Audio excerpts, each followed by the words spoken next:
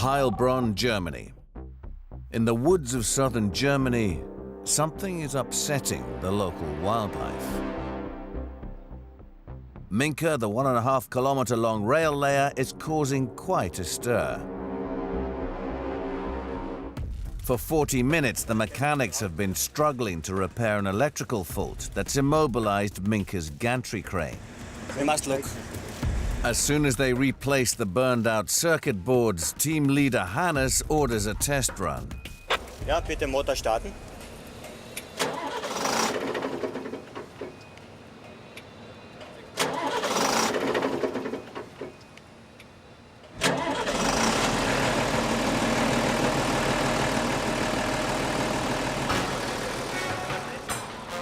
For now, the repair is holding, and with the crane up and running, Minka can get back to business.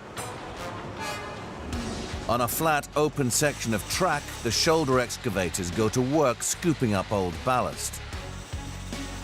Moving at 250 meters per hour, Minka can process 2,000 tons of the rocky rubble per day. From the excavators, conveyors take it through the washers where it's thoroughly scrubbed. From there it goes to giant hoppers where it's mixed with fresh ballast before being laid down to form a stable bed for the new rails.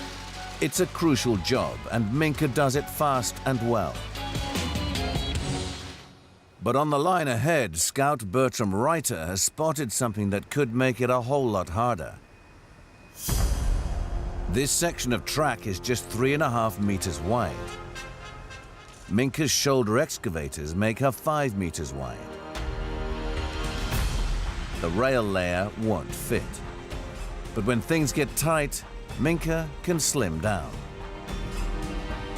The massive machine can raise her shoulder excavators 2 meters to pass any obstacle. Even a station platform is no problem. But team leader Hannes still has to find a way to deal with the ballast on this narrow section of track. He makes an urgent call for backup. When Minka is running out of room, she calls in a specially modified excavator capable of running on wheels or rails.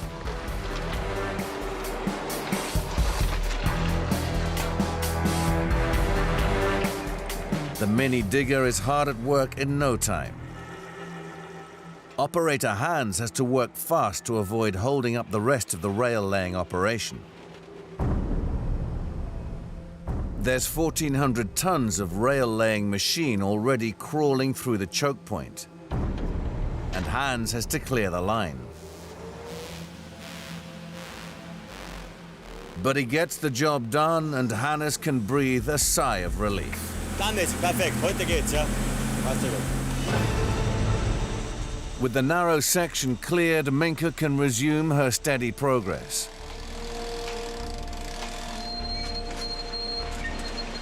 But before long, the trusty train has to make an unscheduled stop. Under the pressure of hard braking, one of Minka's wheels has deformed. This wagon holds Minka's fuel reserves. Without it, Minka only has enough gas to keep going for 1 more hour.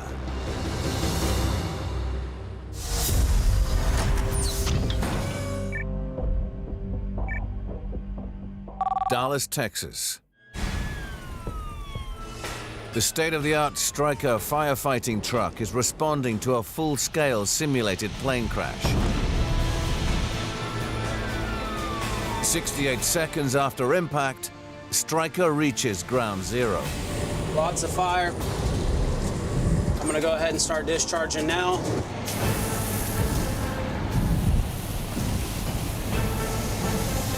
Stryker's 7.4 square meter glass windscreen gives Cody a panoramic view of the crash site.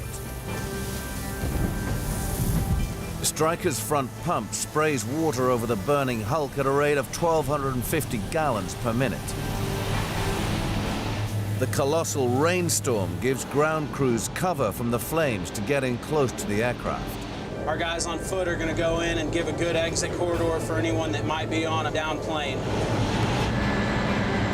All All right, they're going in, they're fighting fire.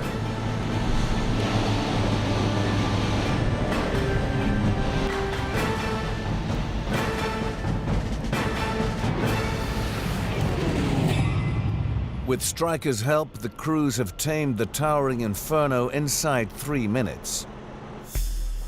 In a real terrorist attack, Stryker's speed would have saved hundreds of lives. Fire Captain David Mosley is exhausted but impressed with the new machine. With its high flow turrets, we can actually reach from the front of the plane off the nose all the way to the back, effectively shielding an entire side of the fuselage from fire and providing an exit corridor for those passengers. The training is hard on man and machine, and it's about to be put to the test. Midsummer weekend, one of the busiest travel times all year for Dallas Airport. Airport authorities are just about coping with the weekend rush when the West Control Tower receives a distress signal. A plane that just took off is in trouble. They put out the alert immediately. Runway 17 center has flight control problem. He has 171 souls. Alert check. This is no training exercise. There's no further information on the incoming plane. A distress signal could mean anything. Engine trouble, fuel shortage, faulty landing gear, or even fire. The clock is ticking.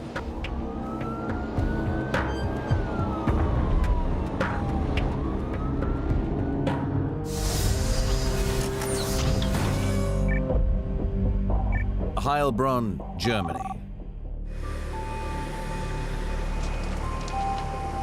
Minka's crew is wrestling with a damaged wheel on the train's fuel wagon. Wir haben hier ein großes Problem an der Achse, die ist kaputt. Replacing a railway wagon bogie is heavy work. They don't have the tools to do it trackside, and the support depot is 6 kilometers away. Hannes knows until the fuel wagon is fixed and linked up with the rest of the train, Minka can only keep working till she runs out of gas. When the damaged fuel wagon finally arrives, Bertram has a crane ready and waiting to lift it. But the lifting strops struggle to cope with the fuel wagon's 17-ton weight. The wagon has to be totally re-rigged before the crane can attempt the lift again. Jetzt ist schon schön gerade hoch so. This time the chains take the weight. Was ist? The bogie with the damaged wheel comes out, and the maintenance team can start to fit a replacement. But the fuel wagon will arrive too late to keep Minka moving. She's run out of fuel. With work at a standstill, team leader Hannes heads down the line to join in the repair effort. By the time he arrives at the depot, the effort to fit the fuel wagon's replacement bogies is well underway. The repaired fuel wagon is lowered onto the rails, and the journey back to the end of the line can begin. Super, Hannes. Danke dir. Ja? Perfekt, okay. Okay. Zurück an die Maschine, na, geht's weiter.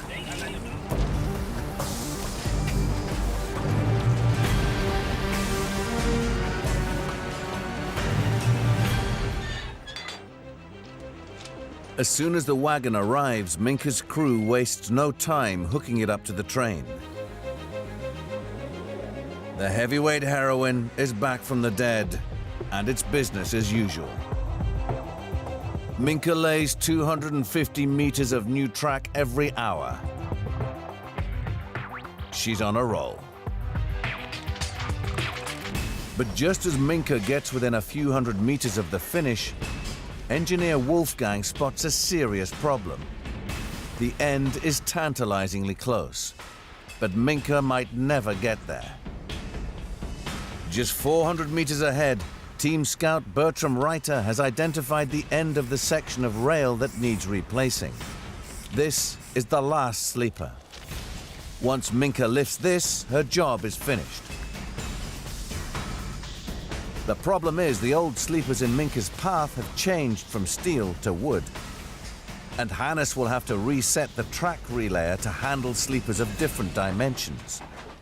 But when he gets to grips with the machine, Hannes finds he has a much bigger problem on his hands. The track layer piston is broken. This one tiny part has stopped a 1,500-meter long train. Wolfgang starts to change the settings. Haben wir sicherlich da das Gelenkauge, ja, stimmt. Hannes urgently calls for a replacement piston. But he's out of luck. Minka is made of almost 1 million components. It's impossible for her to carry spares for all of them. What she can do is make them. Deep inside Minka is a workshop capable of fabricating any component.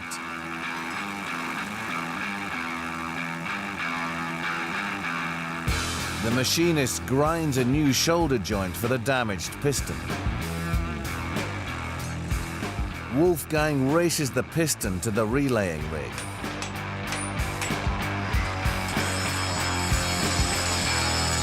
Passt, Jungs, super gemacht. Perfekt. Spitzenzeit.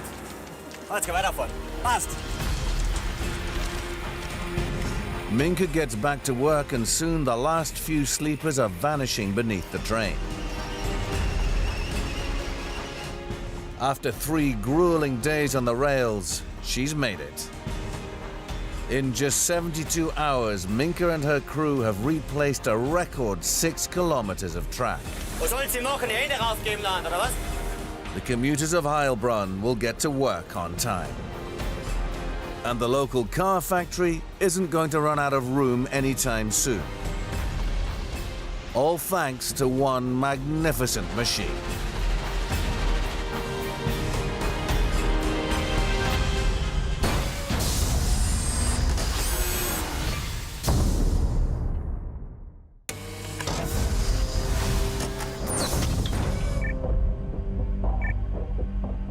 Dallas, Texas.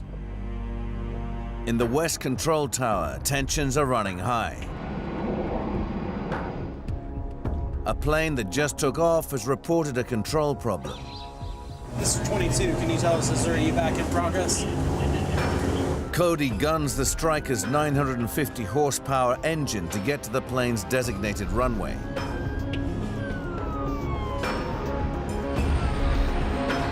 The controllers give the stricken plane clearance to turn around and land immediately.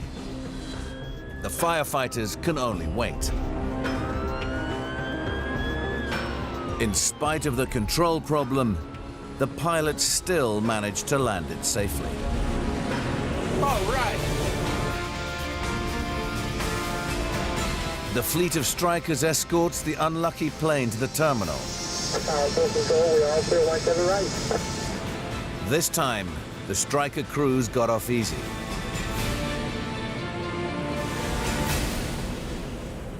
They never know where the next call-out is going to take them. And no matter where a plane crashes, Striker's crew has to be able to get it to the scene. So DFW training officer Lewis Warren is putting firefighter Jennifer Vegas through her off-road driving test. Push that Striker to its limit. Full throttle. I want you to max it out. All right.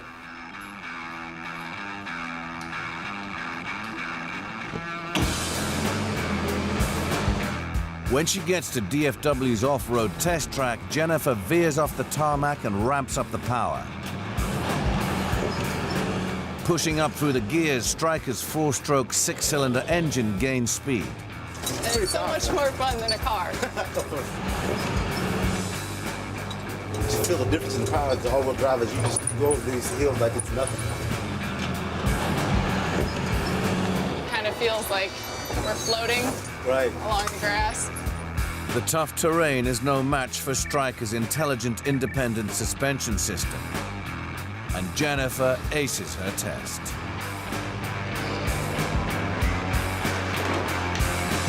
All right.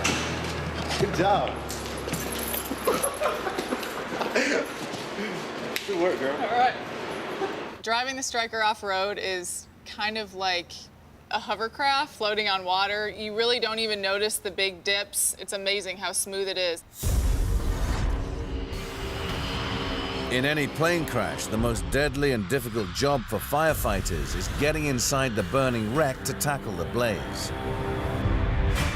But with Stryker's next-generation firefighting tools at their disposal, that's a job the DFW crews should never have to do. The Stryker's secret weapon is the piercing snozzle. This revolutionary tool is mounted on a super flexible cherry picker with a 20-meter vertical reach to access any part of a burning plane. And the sharp, high-tensile steel tip can pierce through the skin of an airplane like a knife through butter. Once inside, it unloads water at a rate of 250 gallons per minute, quenching even the fiercest fires.